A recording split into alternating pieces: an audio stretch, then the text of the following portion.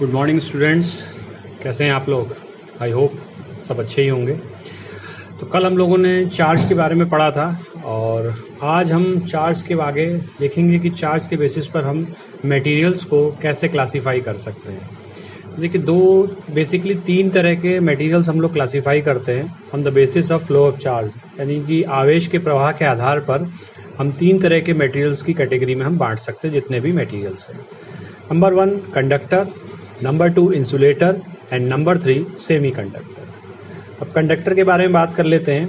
Conductor ऐसे materials होते हैं जिनमें कि चार्ज का फ्लो बहुत इजीली होता है, अर्थात उनमें आवेश का प्रवाह बहुत आसानी के साथ होता है। अब इनमें नंबर ऑफ फ्री इलेक्ट्रॉन्स की संख्या क्या होती है, बहुत ज़्यादा होती है। और नंबर ऑफ फ्री इलेक्ट्रॉन्स क्या होते हैं, ये मटेरियल के अंदर मोशन करने के लिए फ्री होते हैं। इट मीन्स इसमें चार्ज का फ्लो बहुत इजीली होता है और जो रेजिस्टेंस होता है, जो प्रतिरोध होता है, वो बहुत कम होता है। रेजिस्टेंस का मतलब है कि इलेक्ट्रॉन्स को फ्लो करने में आसानी होती है। तो कितनी आसानी हो रही है ये इस बात पर डिपेंड करता है। तो जैसे हमारी अर्थ हो गई, ह्यूमन बॉडी हो गई, जितने भी मेटल्स हो गए, they are good conductor of electricity.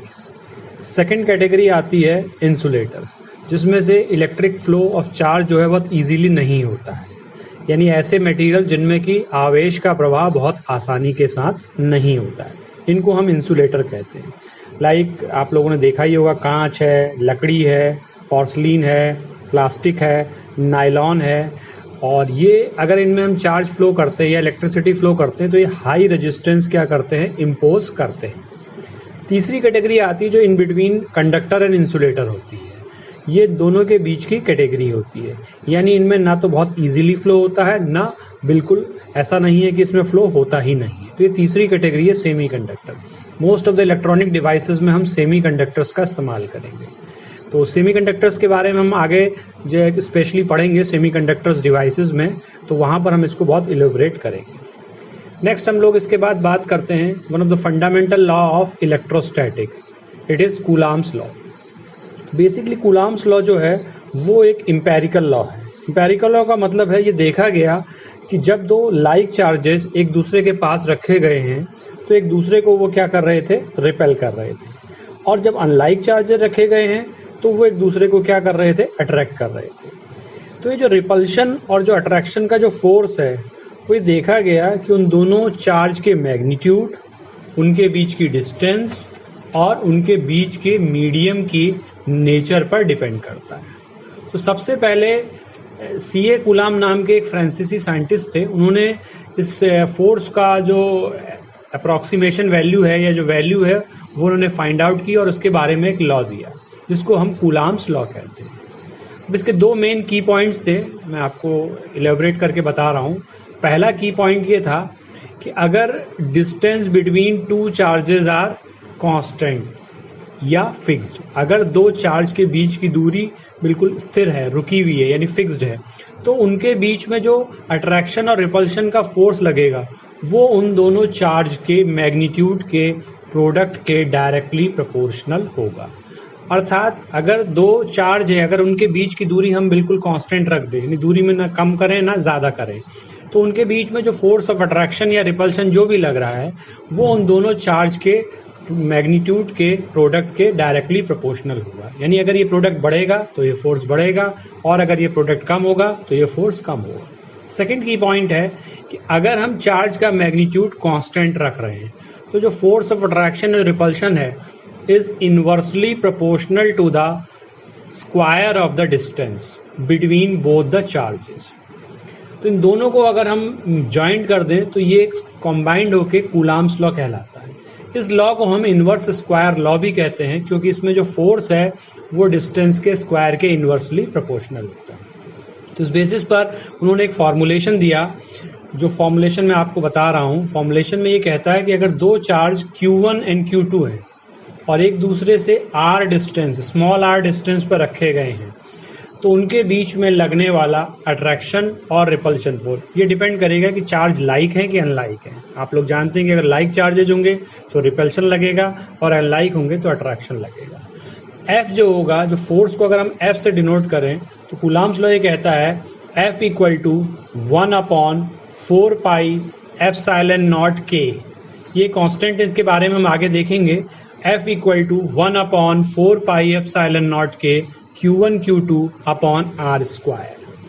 अब यहाँ पर 4 पाई एप्सिलॉन नॉट, स्पेशली अगर हम एप्सिलॉन नॉट की बात करें तो एप्सिलॉन नॉट एक प्रॉपर्टी है मीडियम की, इसको हम कहते हैं permittivity of free space, permittivity of free space, और इसकी वैल्यू होती है 8.854 इंटू 10⁻⁻12 कूलाम स्क्वायर पर न्यूटन पर मीटर स्क्वायर।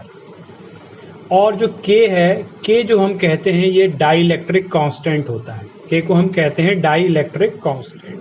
तो ये कूलाम्स लॉ है, फंडामेंटल लॉ है कि दो चार्ज अगर एक दूसरे से कुछ दूरी पर रखे गए हैं तो उनके बीच में जो फोर्स लगेगा वो क्या होगा, उसको हम मैग्नीट्यूड को हम कैसे कैलकुलेट कर सकते हैं। अब कुछ इंपॉर्टेंट पॉइंट बात कर लें कूलाम्स लॉ पर। तो पहला इंपॉर्टेंट पॉइंट है कूलाम्स लॉ का कि coulombs law is valid only for point charges, यानी कूलाम का नियम केवल पॉइंट चार्जेस के लिए ही वैलिड है। Second point, coulomb law is a central force. Central force का मतलब है क्योंकि ये जो फोर्स लगता है दोनों चार्ज को मिलाने वाली लाइन के अलोंग लगेगा, यानी इधर उधर नहीं लगेगा, चाहे फोर्स ऑफ अट्रैक्शन हो चाहे फोर्स ऑफ रिपल्शन हो। Third, coulombs law is also inverse square law, जो मैंने ऑलरेडी आपको बताया हुआ है, ठीक है। And fourth point is coulomb law always follow Newton's third law. तो न्यूटन्स के थर्ड लॉ को कूलाम्स लॉ जो है वो फॉलो करता है। अब अगर हम बात करें कूलाम्स लॉ के हिसाब से लगने वाले इलेक्ट्रिक फोर्स और ग्रेविटेशनल फोर्स पर, तो देखा जाए तो दोनों ही इनवर्स स्क्वायर लॉ को फॉलो करते हैं, दोनों ही सेंट्रल फोर्स हैं। पर डिफरेंस, बेसिकली डिफरेंस ये है कि कूलाम्स लॉ अट्रैक्टिव भी होता है और रिपल्सिव भी होता है, लेकिन जो ग्रेविटेशनल फोर्स है वो ऑलवेज अट्रैक्टिव होता है। तो ये मेजर डिफरेंस है कि Coulomb law can be attractive और repulsive while gravitational force is always attractive.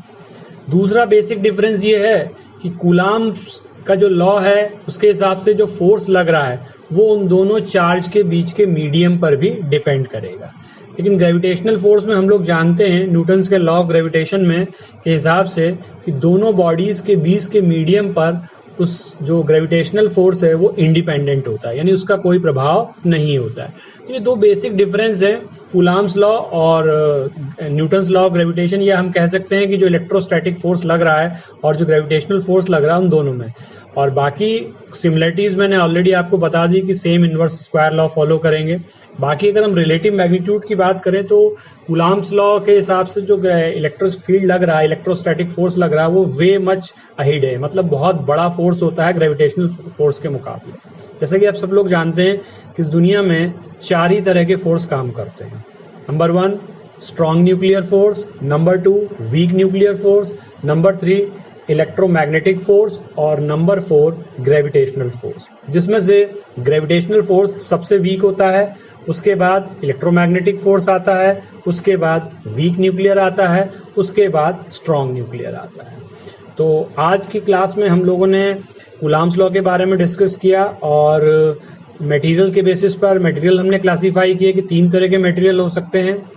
एक पॉइंट और मैं डिस्कस करना चाहूँगा कि चार्जिंग का प्रोसेस जो होता है हम लोगों का, तो हम लोग ये जानते हैं कि there are 3 methods of charging. A body can be charge by either by friction, either by induction, either by conduction. तो फ्रिक्शन बहुत ओल्ड मेथड है। फ्रिक्शन में जब दो मटेरियल को हम रब करते हैं एक दूसरे से तो क्या होता है, चार्ज प्रोड्यूस होता है। ये बहुत पुराना मेथड है। अगर आप 2 कपड़ों को रगड़ें या 2 चीज़ों को रगड़ें तो उसमें चार्ज जनरेट होता है। कंडक्शन नॉर्मल प्रोसेस है जिसमें कि हम किसी कंडक्टिंग मीडियम के थ्रू चार्ज को क्या करते हैं, ट्रांसफर करते हैं। अब बात करते हैं इंडक्शन की। इंडक्शन थोड़ा अलग सा मेथड है क्योंकि इसमें हम एक चार्ज बॉडी का इस्तेमाल करके कई अनचार्ज बॉडी को चार्ज कर सकते हैं without any loss of charge on charge body.